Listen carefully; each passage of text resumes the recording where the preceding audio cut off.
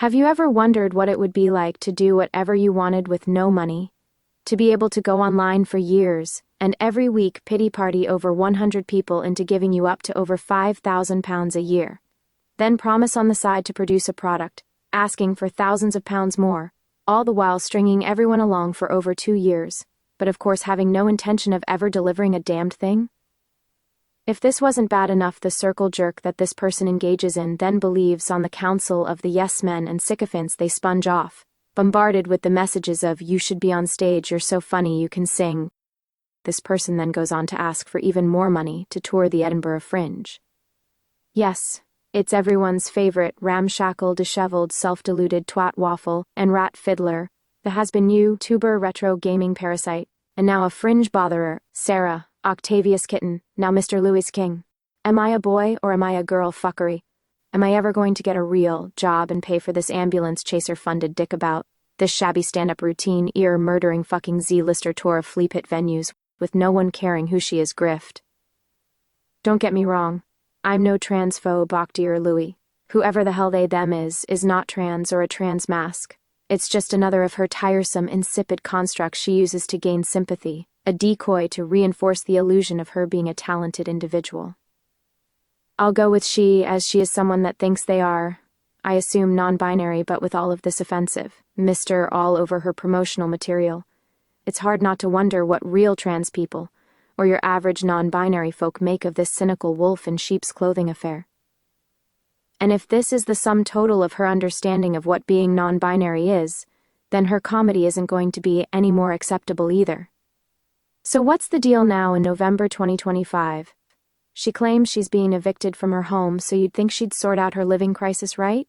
Wrong, dear Louis. Mr. Whatever has again raised money to travel to Prague. I kid you not, she is currently in the Czech Republic doing that screeching routine. Quite a feat, don't you think, for a person with no income to fly there and back and pay for a hotel and the venue fees with zero money?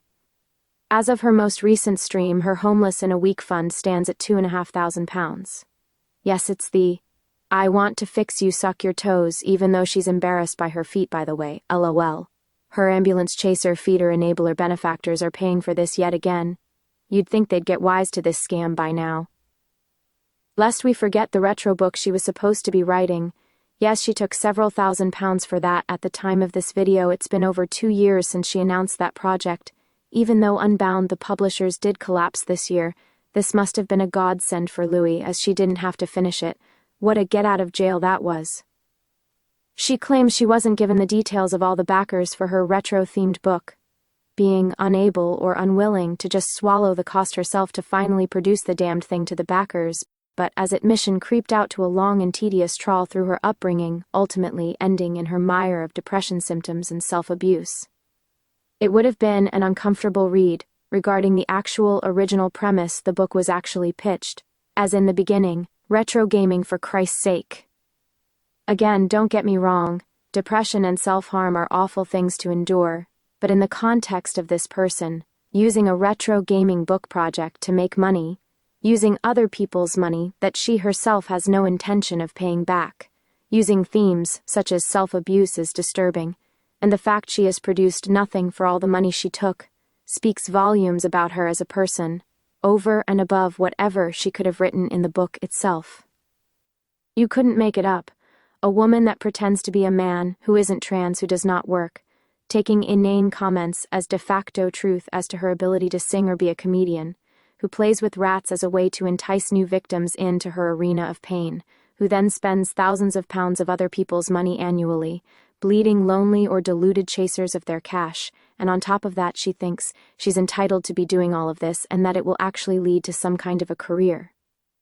Anyone enduring her unfunny, boring, patter-limp stand-up routines has my sympathies as much as my contempt for knowing you're about to, or have stepped into dog shit.